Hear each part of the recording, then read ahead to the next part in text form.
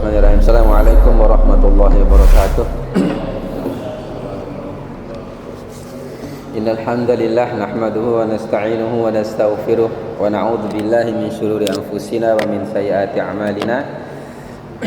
May yahdihillahu fala mudilla lahu wa may yudlil fala hadiya lahu. Asyhadu an la ilaha illallah wahdahu la syarika lahu wa asyhadu anna Muhammadan 'abduhu wa rasuluh. Qala ta'ala ya ayyuhalladzina amanu taqullaha haqqa tuqatih wa la tamutunna illa wa antum muslimun. Ya ayyuhan nasu taqu rabbakumul ladzi khalaqakum min nafsin wahidah wa khalaqa minha zawjaha wa batha minhuma rijalan katsiran wa nisaa'a wattaqullaha alladzi tasaaluna bihi wal arham innallaha kana 'alaikum raqiba. Ya ayyuhalladzina amanu taqullaha wa qulu qawlan sadida yuslih lakum a'malakum wa yaghfir lakum dhunubakum wa may yuti'illaha wa rasulahu faqad faza fawzan 'azima. Amma ba'd. Fa inna asdaqal hadits kitabullah wa khairul huda huda Muhammadin sallallahu alaihi wa ala alihi wasallam. Syarrul umuri muhdatsatuha wa kullu muhdatsatin bid'ah wa kullu bid'atin dhalalah wa kullu dhalalatin finnar. Allahumma salli ala Muhammadin wa ala alihi wa man tabi'ahum bi ihsan ila yaumiddin. Alhamdulillah wa fillah jemaah sekalian rahimani wa rahimakumullah.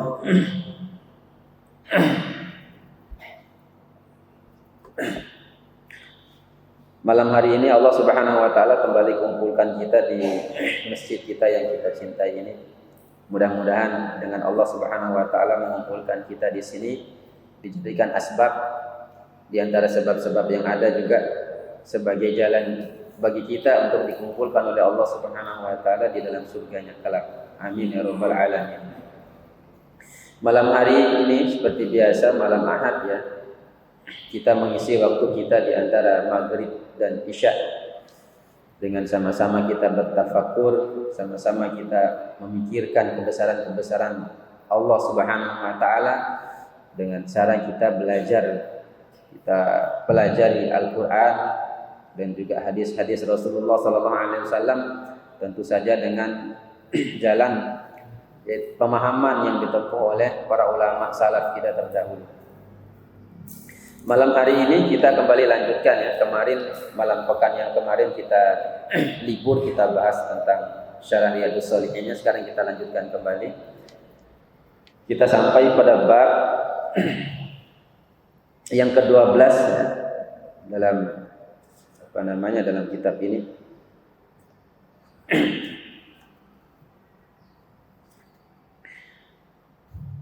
Dan ini babul hathu 'ala al-azdiyadi min al-khairi fi awakhir al-umri, yaitu bab al-hathu 'ala azdiyad, yaitu bab yang menganjurkan kita, yang menghasung kita, yang menganjurkan, memberi semangat untuk kita ketika umur kita bertambah, yaitu kita juga menambah kebaikan kita, terutama di akhir-akhir umur. Di akhir-akhir umur. Ini bab yang dibuat oleh Al-Imam An-Nawawi rahimahullah ta'ala yang malam hari ini akan kita bahas. Dan di antara bab-bab yang beliau buat, salah satu bab yang ringkas ini, bab yang ini. Hanya beberapa, satu ayat saja beliau sebutkan di sini. Ya, kemudian beliau mau menukilkan beberapa hadis Nabi Sallallahu Alaihi Wasallam saja. 2 hadis di sini. Ada 2 hadis saja yang beliau nukil yang berkaitan dengan pembahasan yang bab ini, bab yang sekarang yang kita bahas. Jadi dalam bab ini ya, bab anjuran untuk menambah bekal kebaikan di akhir-akhir umur ini. Dasar beliau membuat bab ini, beliau bersandar dengan satu firman Allah Subhanahu wa taala surat Fatir ayat yang ke-37. Ya, surat Fatir ayat yang ke-37. Di dalam surat ini Allah Subhanahu wa taala berfirman. Surat ini biasanya kalau sering disampaikan oleh Ustaz Abdul Hakim hafizahullah ya, kalau beliau ceramah ya. Kalau beliau ceramah saya sering dengar ceramah beliau tentang ayat ini. Allah Subhanahu wa taala berfirman, "Awalam nu'ammirkum ma yatadzakkaru fihi man tadzakkar wa ja'akumun nadhir." Surat Fatir ayat 37. Dalam ayat ini Allah Subhanahu wa taala berfirman, "Awalam nu'ammirkum." Bukankah kami sudah memberi kalian umur? Bukankah aku, kata Allah, sudah memberi kalian umur? Ma yatadzakkaru fihi, yang dengan umur itu kamu punya kesempatan untuk berpikir. Ya. Jadi Allah sudah kasih kita umur dalam ayat ini, dan Allah dengan umur itu yang bisa kita gunakan untuk berpikir. Man tadzakkar, bagi siapa yang mau berpikir. Jadi Allah ulang lagi kalimat zikir, mengingat. Wa ja'akumun nadhir, dan telah jelas telah datang kepada kalian pemberi peringatan. Telah datang pada kalian pemberi peringatan. Ini ayat jemaah kaum muslimin rahimani wa rahimakumullah, al-ikhwan fillah rahimani wa rahimakumullah. Ayat ini Al-Imam Ibnu Abbas mengatakan ketika menjelaskan ayat ini, yaitu firman Allah Subhanahu wa taala, "Bukankah kami telah memberi kalian umur, yang umur itu bisa dimanfaatkan untuk berpikir bagi orang yang mau berpikir, dan telah datang kepada kalian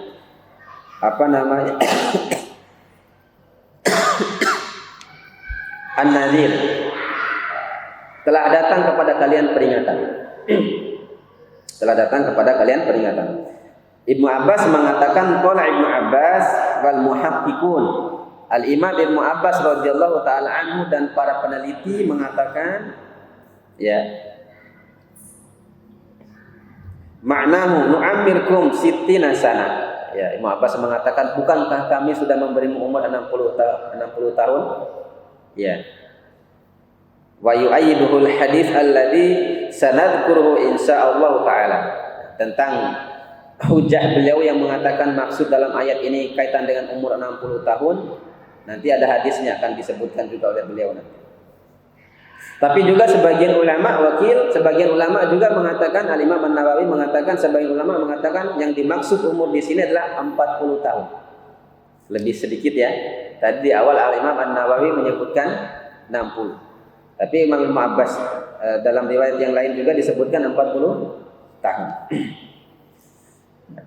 Maka beliau juga mengatakan di sini diriwayatkan dari Al-Hasan wal Kalbi wal Masruq, dari Masruq, wa naqlu an Ibnu Abbas aidan, dan juga dinukil dari Al-Imam Ibnu Abbas juga, ya, yaitu tentang umur 40 tahun ini.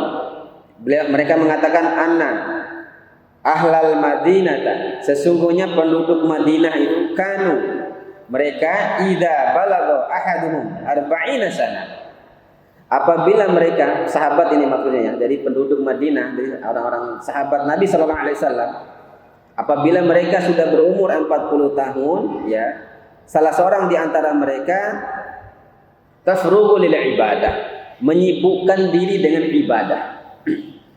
Jadi umur 40 tahun dari para sahabat Nabi sallallahu alaihi wasallam, terutama orang yang tinggal di Madinah, mereka kalau sudah sampai umur 40 tahun sudah tidak ada lagi main-main bagi mereka. Mereka habiskan waktu itu untuk ibadah kepada Allah Subhanahu wa taala. Wakil bahkan dikatakan umur 40 tahun itu adalah wal bulugh. Inilah waktu balik, waktu puncaknya umur. Kalau kita gunakan pemahaman akal kita, memang tidak ada salahnya. 40 tahun ini puncak umur, ya. Dari kecil kita lemah kan?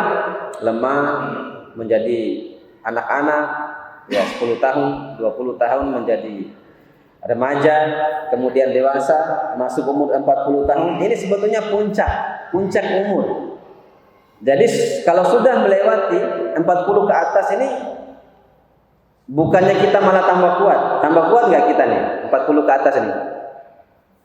40 ke atas ini sudah lemah lagi, seperti yang ke bawah lagi, sudah 40, 50, 60, itu bukan tambah kuat kita, baik secara akal kita, Secara fisik kita bukan tambah kuat tapi tambah lemah. Makanya 40 tahun ini dikatakan oleh para ulama puncaknya umur.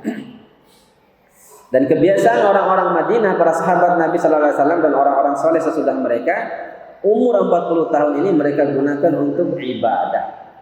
Mereka habiskan untuk ibadah kepada Allah Subhanahu wa taala.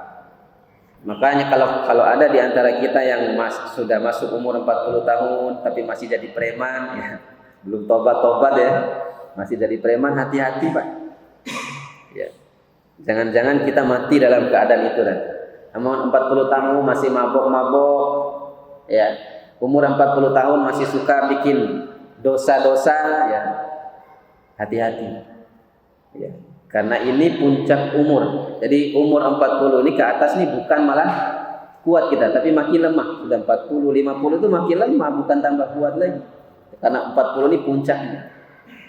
Puncak umur. Waja'akumun nadhir. Ya, dalam ayat ini disebutkan waja'akumun nadhir, dan telah datang kepada kalian peringatan. Ya, telah datang kepada kalian peringatan. Ya, dikatakan yang dimaksud dengan peringatan di sini adalah sebagian ulama mengatakan asyaib, yaitu uban. Jadi 40 tahun pasti sudah ada uban ya. Saya juga sudah 40 tahun, saya sudah 42 tahun umur. Sudah ada uban. Bahkan tadi pas saya mau cukur kumis, sudah ada yang putih di kumis satu. Allahu Akbar, tua lagi kan. Dan kita kalau sudah umur segitu jangan merasa muda terus Pak. Orang yang merasa muda terus tercela dia. Biasanya orang kalau sudah masih merasa muda terus, dia tidak akan tidak merasa sebentar lagi akan mati. Dan biasanya kalau sudah seperti itu sifat kita, habis untuk dunia sudah. Karena masih merasa muda terus. Masih merasa muda terus. Maka manfaatkan umur ini, umur 40 tahun yang sudah masuk 40 tahun mulai. Sudah pensiun sudah. Ya. Jadi preman, jadi pemabuk, jadi penjudi ya. Jadi yang tukang begadang sudah pensiun. Ya kalau begadang untuk tahajud tidak masalah, karena ini waktunya kita ibadah memang. Umur ini coba kita tanya-tanya kembali dulu. Itu kita mulai sholat umur berapa coba? Kita mulai sholat. Padahal balik kita ya sudah jauh dari setelah balik mungkin kita banyak yang tidak sholat. Maka ganti sholat itu, kesempatan itu, waktu itu untuk 40 tahun ini selanjutnya kita gunakan untuk ibadah, kita ganti. Nah maka ulama-ulama dulu termasuk ketika umur. Jadi jangan bayangkan oleh kita ulama-ulama dulu seperti Imam Syafi'i ya, mereka memang belajar dari kecil ya, ulama-ulama, kebanyakan ulama, tapi tidak sedikit ulama yang sudah masuk tua tetap belajar. Makanya kita manfaatkan ini umur 40 tahun ini. Ya tidak, ya untuk ibadah, untuk belajar agama. Ya. Jangan makin tua makin malas belajar. Ya. Orang-orang tua kita masih istiqomah, ya masih rajin pengajian. Ya. Pak Ustaz Sulaiman, Pak Sulaiman. Ya, waktu kita masih TK SD itu orang-orang ini sudah ngaji, Pak. Orang tua kita ini sudah ngaji. Sedang zaman Pak Harto dulu ngajinya nggak enak, dikejar-kejar dulu, sembunyi-sembunyi ngaji dulu. Kalau kita sekarang, masya Allah, tidak ada yang kejar orang pengajian sekarang. Beda dengan zaman Pak Harto. Tapi semangatnya beliau-beliau ini sembunyi-sembunyi tetap ngaji. Kita ini tidak ada apa-apa, malas datang ngaji. Ya Allah Akbar. Terbalik kita ya. Bahkan sekalipun umur kita sudah tua, jangan berhenti belajar. Tidak sedikit ulama kita yang sudah umur tua, mereka belajarnya di umur tua. Ya, di antaranya adalah Al-Imam Ibnu Hazm rahimahullah taala, pendiri mazhab Zahiri. Ya, mazhab Zahiri ini mazhab setelah mazhab yang 4. Jadi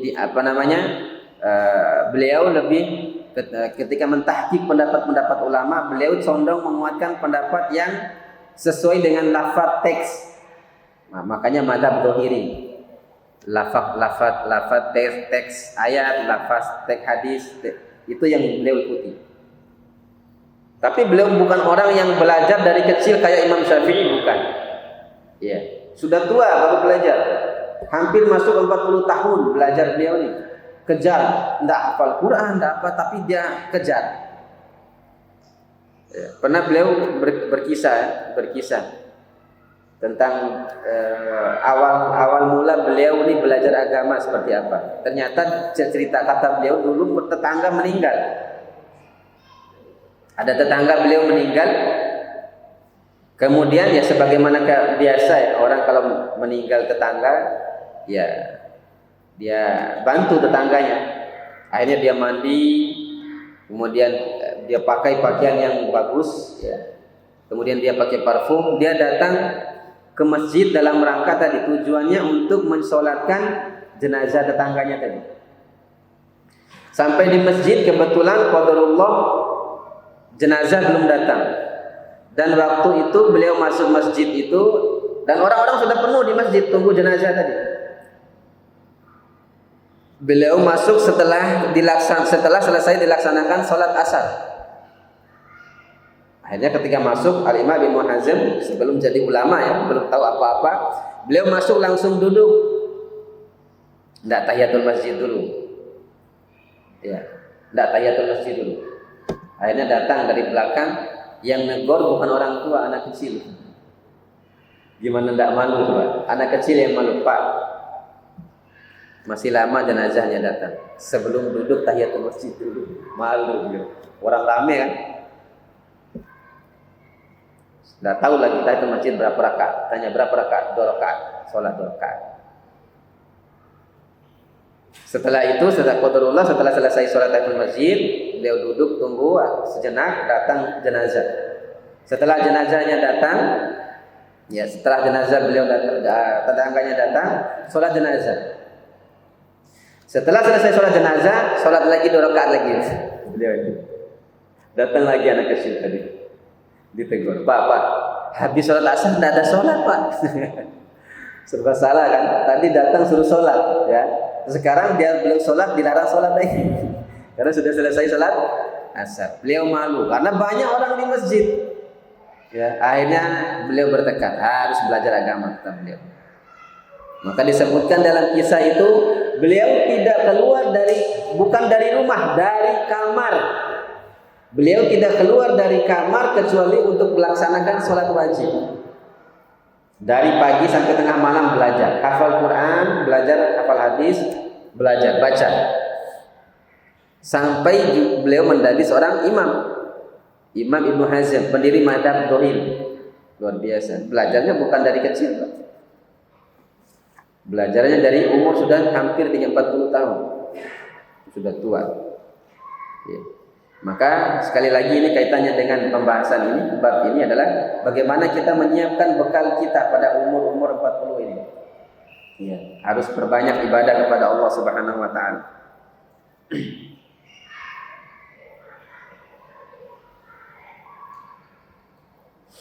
Begitu juga ulama-ulama yang lainnya, ya. Sebagian ulama seperti Ali bin Hamzah Al-Kisai, ya. Ali bin Hamzah Al-Kisai ini bukan ulama-ulama yang belajar dari kecil, tidak. Sudah umur 40 mereka belajar. Belajar ini belajar bukan baru mau hafal hadis, hafal ayat, hafal Al-Quran. Standar ulama dulu kalau jadi seorang ulama itu harus hafal Quran. Itu umur segitu hafal Quran itu, coba. Umur 40 hafal Quran. Ya. Insyaallah. Ada juga namanya Soleh bin Kaisan. Bahkan Soleh bin Kaisan ini disebutkan dalam riwayat beliau disebutkan bahwa belajar agama mulai umur 70 tahun. 70 tahun baru mulai belajar. Ya, belajar agama Allah. Maka jangan kita merasa tertinggal, ya. Orang malasan si kau dekah fakroare tirwau. Tirwau otaknya. Kalau kita mau sebetulnya bisa kita, ya. Kalau kita mau, ya. Yang masalah ini tidak mau kita itu masalahnya. Ya, syukurlah masih mau duduk bermajlis tidak masalah. Ya, ya mungkin terlalu berat ya. Banyak pikiran di kantor, pikiran di rumah, suruh hafal Quran lagi umpama berat seperti itu. Ya. Tapi kalau karena ya masih mau menyempatkan diri untuk belajar agama seperti ini, maka tidak masalah. Ya. Ini standar bagi kita. Ini diantara ulama-ulama, ya ulama-ulama yang belajar. Masih banyak lagi disebutkan oleh para ulama tentang kisah-kisah mereka. Ya intinya adalah mereka sudah mencapai puncak umur baru mulai belajar. Ya mulai belajar. Memang umur 40 tahun ini puncak kematangan usia seseorang. Makanya Nabi Shallallahu Alaihi Wasallam tidak diutus menjadi nabi dan rasul kecuali untuk umur 40 tahun. Nabi itu diangkat jadi rasul sudah masuk umur 40 tahun. Karena itu usia yang matang. Puncak usia pada saat itu. Iya. Puncak usia pada saat itu.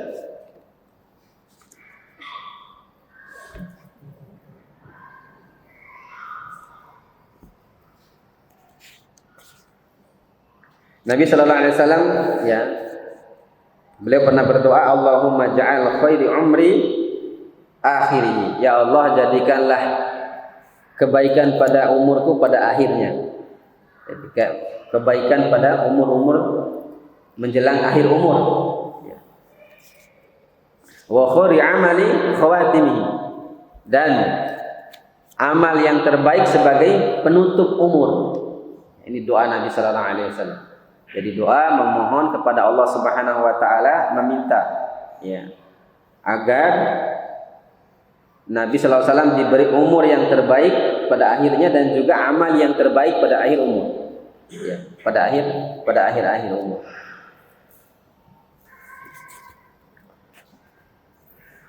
Kemudian Al-Imam An-Nawawi rahimahullah taala, jemaah sekalian ifafillah rahimani wa rahimakumullah, beliau menukil satu hadis Nabi Sallallahu Alaihi Wasallam an Abi Hurairah radhiyallahu anhu, dari Abu Hurairah radhiyallahu taala anhu, ani Nabi sallallahu alaihi wasallam qala, Nabi sallallahu alaihi wasallam bersabda, a'dzarallahu ila mri'in akhara ajalahu hatta balagha sittina sana. Nah, Allah Subhanahu wa taala memberi uzur pada seseorang sampai umurnya 60 tahun. Allah Subhanahu wa taala memberi ujur kepada seseorang sampai umurnya 60 tahun. Ya. Al-Imam An-Nawawi ketika beliau menjelaskan hadis ini, beliau mengatakan qala ulama, para ulama berkata, maknanya adalah, makna dari hadis ini adalah lam yatruk lahu udron idza amhalahu hadhil muddah. Allah Subhanahu wa taala tidak memberi lagi ujur kepada seseorang bila dia menyia-nyiakan pada sampai tahap umur ini. Jadi kalau sudah masuk umur 60 masih tidak sholat, masih masih meninggalkan ibadah kepada Allah Subhanahu wa taala, malah mungkin bermaksiat kepada Allah Subhanahu wa taala pada umur seperti ini, tidak diberi uzur oleh Allah. Maka kita bisa memahami bahwasanya umur-umur di bawah ini Allah beri uzur sebetulnya. Ya. Jadi diperpanjang agar dia mau taat kepada Allah. Agar dia mau memperbaiki amal di akhir usianya. Jadi, tapi kalau sudah lewat 60, masuk 60 masih segitu terus, begitu terus, dia masih malas ibadah, bahkan mungkin tidak ibadah, tidak sholat, tidak puasa, malah bermaksiat kepada Allah Subhanahu wa taala, maka tidak ada uzur bagi orang seperti ini. Ya. Tidak ada uzur. Ya. Kasihan sekali ya. Kita memohon berlindung kepada Allah Subhanahu wa taala dari perkara-perkara seperti ini. Makanya Nabi sallallahu alaihi wasallam itu doa berlindung daripada umur pikun. Sebab mau 60 ke atas itu sudah tidak lagi kita. Tidak ada tengok boleh sekali. Ya, nem ibadah tiwara nem baca Quran. Jual. Beku kani umum 30 40 re satu terawam ada ya. Masih jelas mata kita. Tapi sudah masuk 60 baru mau semangat. Ya. Nefa kacamata wali tidak dibaca Quran. Umur-umur kita sekarang ini ya kita gunakan zikir kepada Allah. Kita gunakan untuk perbanyak baca Quran. Perbanyak amal soleh, ibadah puasa, ibadah solat sunnah, ibadah nawafil kita tambah. Karena ini masih mumpung kita masih bisa pada umur 40. Tapi kalau sudah masuk 60, Makanya Nabi umurnya cuma 62 tahun. Tidak lebih dari itu. Bahkan Nabi mohon kepada Allah Subhanahu wa taala dengan satu doa. Nabi melantunkan doa, "A'udzu bika an aradda ila ardalil umur." Ya Allah, aku berlindung kepadamu agar aku tidak sampai pada umur yang menjadi bayi lagi, alias apa? Pikun. Malu mau tua lah, hendak dibayin balik Pak. Makanya tadi kan saya bilang tadi, puncak umur itu 40. Makin ke atas itu makin bayi kembali kita itu, makin lemah kita. Makin akal itu makin hilang sudah. Nabi berlindung, ticauna Nabi. Nabi itu tidak mau umur pikun itu tidak mau. Jangan kita malah bangga panjang umur ya. Makanya para ulama mengatakan doa panjang umur itu adalah makruh. Semoga panjang umur. Ulama mengatakan makruh. Ya sebagian mengatakan boleh. Yang mengatakan makruh itu dari hadis Nabi SAW. Nabi melarang. Ya sebab maka para ulama menjelaskan kenapa Nabi melarang doa panjang umur. Sebab doa panjang umur itu terlalu umum. Bisa jadi orang dikasih umur panjang, tapi umur panjang itu dia gunakan dengan perkara yang sia-sia, bahkan mungkin maksiat. Makanya dimakruhkan oleh para ulama. Yang benar apa? Diberi keberkahan pada umur. Itu yang benar. Ya. Mau banyak mau sedikit, kalau berkah ya Masya Allah ya kan. Itu seperti itu. Nabi saja begitu. Nabi memohon berlindung kepada Allah. Wa'udzu bika an aradda ila ardalil umur. Ya Allah, aku berlindung kepadamu dari umur yang kembali seperti bayi lagi, yaitu pikun tadi. Ya, kalau lain dari bayi kita pakai popok, kalau sudah pikun pakai popok lagi kan. Kalau dari bayi kita disuapin, pikun disuapin lagi. Ya, kalau dia dari bayi kita cuma tidur saja, pikun tidur aja kerjanya. Ya, bahkan marul popok. Tidur pakai pampers. Tidak ada manfaat lagi umur itu. Tidak ada manfaat lagi. Makanya Nabi berlindung itu. Maka dari kalau sudah umur 40, 50, 60 sudah lah Pak. Tidak usah lagi banyak main-main. Tidak usah lagi banyak main-main. Awali urut dunia, Allah berfikir habis untuk dunia. Padahal sebentar lagi dia mau meninggalkan dunia. Dunia sebentar lagi itu Pak. Sebentar lagi tanda-tanda. Padahal sebetulnya kematian itu tidak pandang umur. Tapi kalau sudah 40 ke atas itu semakin dekat itu. Di ajal itu semakin dekat. Maka tidak ada uzur bagi siapa yang diberi umur 60 tahun tapi dia tidak gunakan umur itu dalam rangka kebaikan, maka pada saat itu dia tidak diurut uzur ya.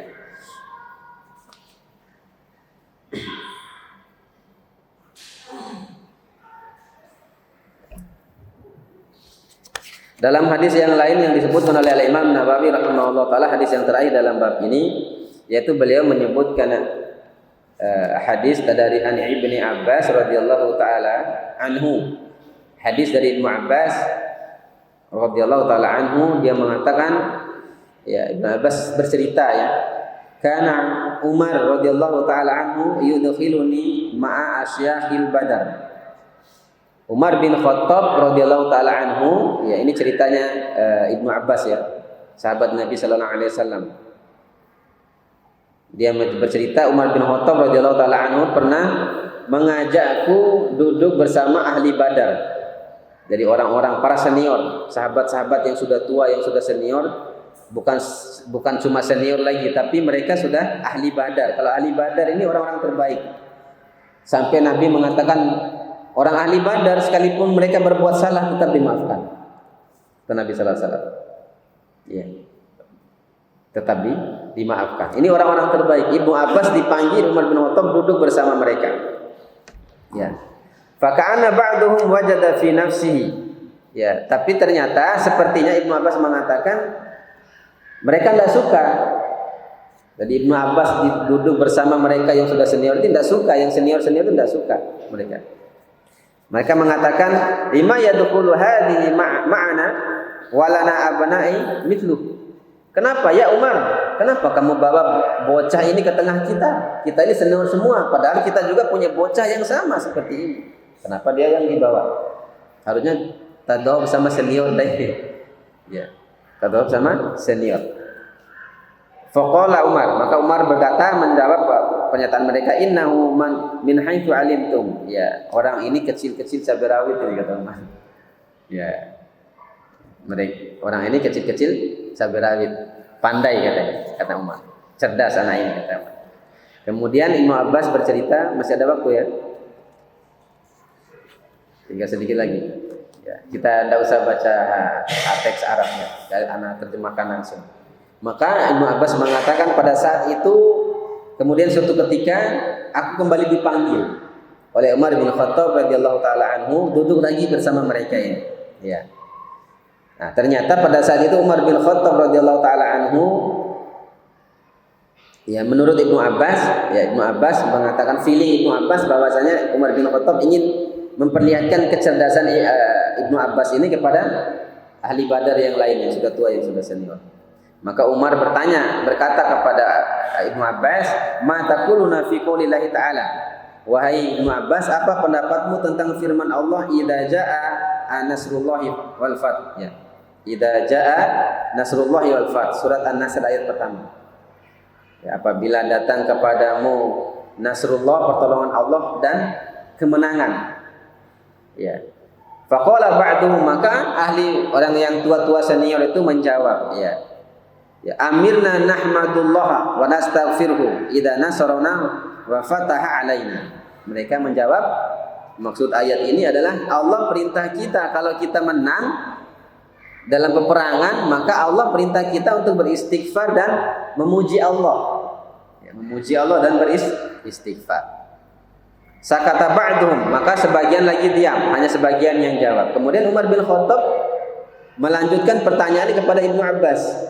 Ya Ibnu Abbas, bagaimana menurut kamu ayat ini? Betul enggak perkataan mereka ini, tafsir mereka? Ibnu Abbas mengatakan bukan seperti itu tafsir ayat ini. Ibnu Abbas mana? Tafsir ayat ini adalah idza jaa ya nasrullahi wal fath, maksudnya adalah apabila datang ajalmu wahai Muhammad. Ya, jadi segera, ayat ini maksudnya adalah mengabarkan kepada Nabi, di turunnya ayat ini sebetulnya mengabarkan kepada Nabi sebentar lagi ajalmu akan sampai wahai Muhammad. Karena maksud pertolongan dan kemenangan di sini adalah ya, ketika pertolongan dan kemenangan sudah datang, selesai tugas Nabi. Cerdas kan? Kan tidak kepikiran kan? Oleh Ibnu Abbas, dia mampu menafsirkan ayat itu dengan baik. Kalau sudah menang, sudah dikalahkan semua, selesai tugas Nabi. Berarti ajal Nabi semakin dekat, kata Ibnu Abbas. Maka Umar bin Khattab memuji, aku pun berpikiran seperti itu, kata Umar, tentang ayat ini. Dan memang benar. Iya, ayat ini. Akhirnya kagetlah ahli Badar ini, orang-orang senior akan kecerdasan Ibnu Abbas. Dan memang tidak kaget kita. Ibnu Abbas ini langsung didoakan oleh Nabi sallallahu alaihi wasallam. Ya, Nabi mendoakan Ibnu Abbas, Allahumma faqihu fid din wa 'allimhu ta'wil. Ya Allah, pandaikanlah dia dalam urusan agama dan pandaikan dia dalam menafsirkan Al-Qur'an. Nabi sendiri yang mendoakan. Makanya cerdas Ibnu Abbas, Ibnu Abbas ini termasuk ulama dari golongan sahabat. Tidak semua sahabat ulama ya. Paham antum ya? Tidak semua sahabat itu alim, ulama tidak. Jadi yang alim itu yang sebagian saja, yang mereka banyak menghafal dan meriwayatkan dari Nabi sallallahu alaihi wasallam. Ya. Kalau adil iya, sahabat seluruhnya adil, tapi alim belum tentu. Ya, dan kecerdasan mereka bertingkat-tingkat para sahabat. Ya, sahabat yang satu dengan sahabat yang lain kecerdasannya berbeda-beda. Ya. Makanya benar bahwasanya ayat ini kaitannya dengan ajalnya Nabi sallallahu alaihi wasallam akan datang sebentar lagi. Ya. Dalam riwayat Aisyah disebutkan ketika Nabi mendekati ajalnya, Nabi banyak beristighfar. Kita sudah sebutkan kemarin. Ya.